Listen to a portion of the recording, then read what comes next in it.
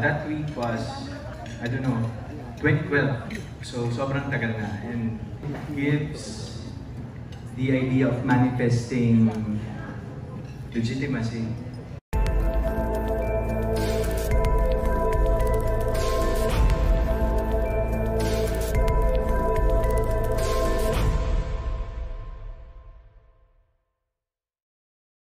Parang nag-tweet ka na isa sa mga gusto mong makatrabaho si Julia Montes, and ngayon nangyari na siya. So, how was it? That week was, I don't know, 2012. So sobrang tagal na, and I think it gives the idea of manifesting legitimacy. Na parang when you manifest something, when you want something to happen, one way or another, the Lord will find its way for it to happen. And I was never wrong. We're being able to work with this very talented lady, and Direk Irene and the whole cast, the whole team. This is one for the books, and like what I've said a while ago na, I think this is one of my best projects in 2023. If not, so far, as an actor, ito yung isa sa mga, I would consider, ito yung ikikwento ko sa mga tao once na tumanda ako, because it really made an impact to my life. Julia, ikaw naman, reaction mo when you found out na isa sa mga dream actress na makatrabaho ni natin, and ngayon na nangyari? Syempre yung first reaction po dun, flattered. And I can say I was very blessed to be part of this film. And to be fair with Alden, bukod sa lagi nating naririnig kung ano yung mga good side ni Alden, he really proved to me na he's really generous, talented, and I'll take this opportunity. I'm not emotional ako, ba't ganon? Sorry, iyak po ako, kilala niya naman po ako.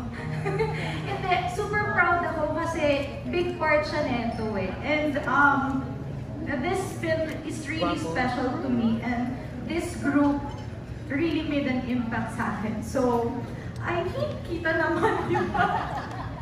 Ayun po, basta wala ako, no words can express how happy and blessed to be part of this film, and really want for the book talaga to. And naniniwala ako in God's perfect time, ibibigay sa'yo yung project na mahahappy ka sa soul mo, na alam mo, thank you Lord, ito yun. So, thank you. Thank you. Julia, kaya ako ba na-emotionalize kasi parang medyo matagal ka rin nawala sa movies, and ngayon nagbabalik ka?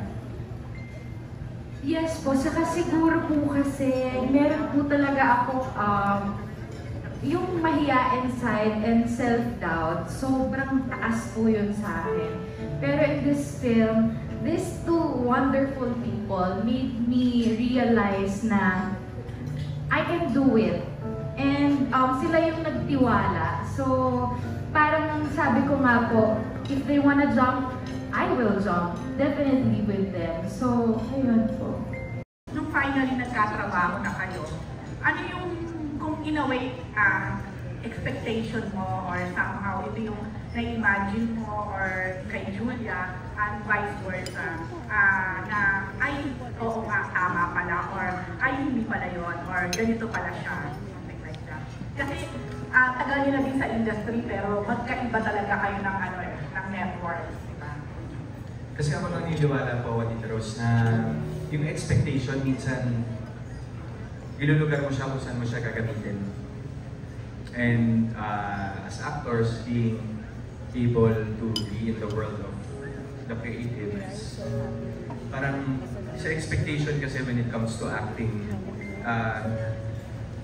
hindi mo siya malalaman eh, not until gawin mo na siya eh. Of course, you can set expectations if the data that you have is factual. So business, sa any commitment that has to do with numbers, with history, with data, etc. But with filmmaking, with movies, with content creating, Ako po kasi wala akong in-expect dito. I just believe. Naniwala po ako. Naniwala ako sa script. Naniwala ako kay Drek. Naniwala ako kay Jules. And naniwala po ako sa vision ng pelikulang ito. So, if I were to set expectations before I accepted this, tapos isipin ko po yung kung ano yung nangyari during the journey that we had, it surpassed kung ano man po yung dapat expectation. Pero wala po kasi. Kasi sometimes, di ba tita, parang when you set expectations, once hindi yun namin, all you get is heartbreaks. So, I'm saving myself from those kinds of heartbreaks. Kaya, I just went with the flow. And hindi ko po in-expect na ganito yung magiging outcome. Okay. Pero ano na lang, kay Julia, kasi siya nga yung witness mo eh. So, nung finally nakasama mo na siya, nasabi mo ba na, ay, ganito nga pala siya? Or, more than expectations po, syempre, ang dami ko narinig about Alden, how good a person and an actor po he was. Pero yung expectation na exceed po eh, siguro it's more of, how can I say it, parang,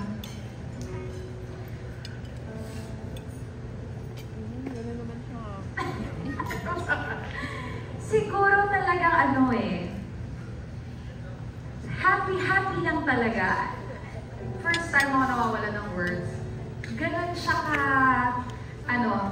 parang feeling ko, naniniwala lang po ako sa saying na whatever you plan in life or you manifest in life, God has a perfect plan, perfect time.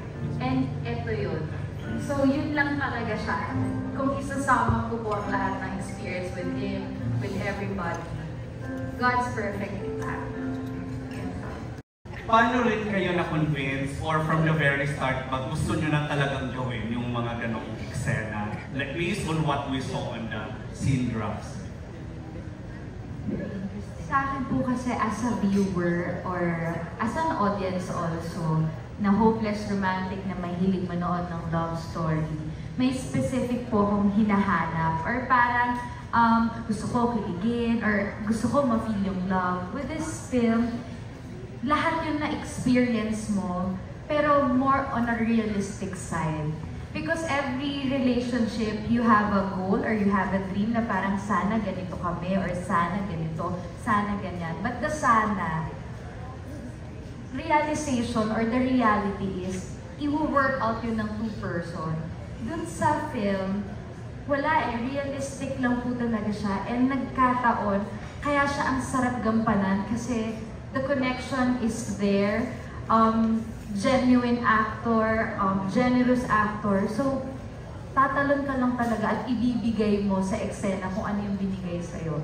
So para siyang, it takes two to tango, give and take lang po talaga. Para siyang sayaw. Yun po, parang it's really a matter of how you know yourself as a craftsman. Kasi in this industry, we are all craftsmen. Craftsmen, para plural. So, kasi the thing that we have, the question that will always comes to your head should always be, what's next? I've been here for 11 years po, and I've done quite a fair share of projects with different roles and concepts. And parang, it's really a matter of how you want your career or your craftsmanship to evolve. Kasi kung ako po, syempre, ililimit ko na lang ba yung sarili ko sa laging ganito? I always give what people want to see. But at the end of the day, alam na nila kung ano yung pwedeng makita sa akin eh. So I wanted to offer something new. And I wanted to showcase something that has never been seen before. Ito na yung sinasabi po, di ba lagi pag nagpo-promo tayo ng pelikula, kakaiba pong Alden, kakaiba pong Julia ang makikita dito. But I think I can really testify and honestly say that after watching the projects po ni Miss Julia Montes, grabe nga yun. Nagkikringe yan. So, and the things that I have done, this is something that has never been done before for us. Actually po kasi, dalawang comeback po ito eh. This is Julia's comeback. And this is my comeback po sa film industry. So, what's not to try? The only failure is not trying.